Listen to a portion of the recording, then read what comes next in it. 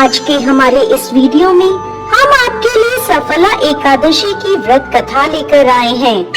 एक समय की बात है जब महाराज युधिष्ठिर भगवान श्री कृष्ण से अत्यंत महत्वपूर्ण प्रश्न पूछते हैं।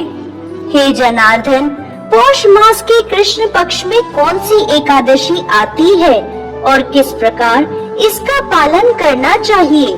कृपया इस बारे में मुझे बताएं। युधिष्ठिर महाराज की बात सुनकर भगवान केशव बोले, हे धर्मराज, पौष मास के कृष्ण पक्ष में आने वाली एकादशी का नाम सफला एकादशी है। इस एकादशी के दिन भक्तों को भगवान नारायण के विग्रह की पूजा अर्चना करनी चाहिए। मैं आपको सफला एकादशी की पौराणिक कथा सुनाता हूँ, ध्यान पूर्वक सुनिए। एक समय चंपावती नाम की एक सुंदर नगरी थी, जहाँ माहिष्मत नाम के एक अत्यंत पराक्रमी और धर्मनिष्ठ राजा राज्य करते थे। उनके 4 पुत्र थे। राजा का सबसे ज्येष्ठ पुत्र लुम्पक सदैव पाप कर्मों में लिप्त रहता था। स्त्री दुराचार, जुआ खेलना, ब्राह्मण और शास्त्रों का अपमान करना, वैष्णवों की निंदा करना उसके लिए सामान्य कार्य थे। उनके इन पाप कर्मों का असर राज्य पर पड़ने लगा। एक दिन राजा माहिष्मत ने उसे अपने राज्य से निष्कासित कर दिया। लुम्पक राज्य के बाहर के एक जंगल में रहने लगा, लेकिन अभी भी उसकी पापमय प्रवृत्ति में कोई कमी नहीं आई। वो दिन में जंगल के प्राणियों का शिकार करता और उनके मांस का भक्षण करता था और रात्रि के समय नगर में जाकर लूटपाट करता था। अनेक बार लोगों ने उसे चोरी और लूटपाट करते पकड़ा भी था, लेकिन लुम्पक के पाप कर्मों का अंत नहीं हुआ। वो जंगल में एक अति प्राचीन विशाल भगवान श्री हरि के प्रिय पीपल के पेड़ के नीचे रहता था। इस प्रकार काफी समय बीत गया। आखिरकार उसके जीवन के परिवर्तन का समय आ ही गया। एक दिन संयोगवश पौष मास की ठंड के कारण वो सारी रात सो नहीं पाया। शीत लहरों से बचने के लिए उसके पास पर्याप्त वस्त्र नहीं थे। पौष कृष्ण पक्ष की दशमी के दिन वो सारी रात जागता रहा। ठंड की वजह से उसका शरीर शिथिल हो गया और वह मूर्छित हो गया।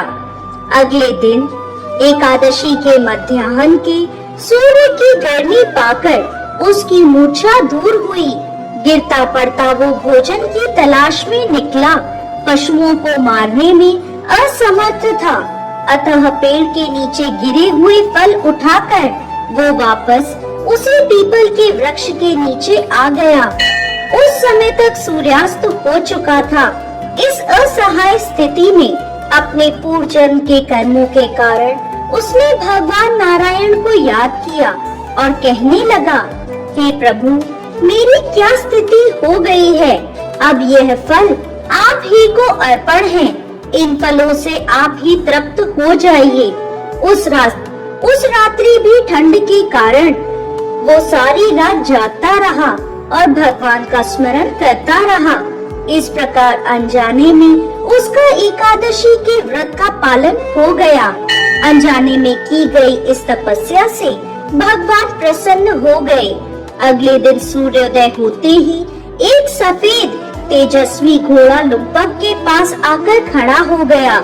उसी क्षण एक आकाशवाणी हुई, हे वत्स, ये घोड़ा तुम्हारे लिए आया है।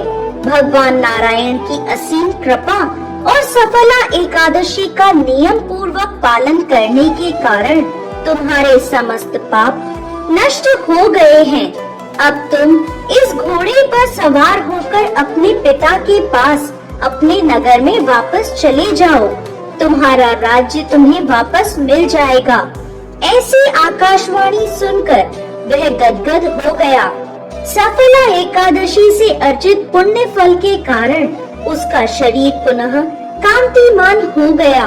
उसी क्षण वो अपने राज्य को वापस आया और अपने पिता से क्षमा याचना करने लगा और उन्हें सारा वृत्तांत कह सुनाया। उसके पिता ने जब उसे समस्त सद्गुणों से युक्त देखा तो वह अत्यंत प्रसन्न हुए और लुम्पक को राज्य का कार्यभार संभलाकर वो वन को तपस्या के लिए चले गए। इस प्रकार लुम्पक ने अपने राजकुमार होने के सभी दायित्वों को निभाया। अपने पिता के पद चिन्हों का अनुसरण करते हुए वो अपने देह को त्यागने के बाद वैकुंठ लोक को प्राप्त हुआ। कथा समाप्त करते हुए भगवान श्री कृष्ण कहते हैं, हे राजन, जो व्यक्ति सफला एकादशी की इस कथा का श्रवण या पाठन करते हैं, उन्हें राजसूय यज्ञों का पुण्य फल प्राप्त होता है। उनके समस्त कष्ट नष्ट हो जाते हैं और अंत में वैकुंठ को वो प्राप्त करते हैं। जय श्री हरि विष्णु।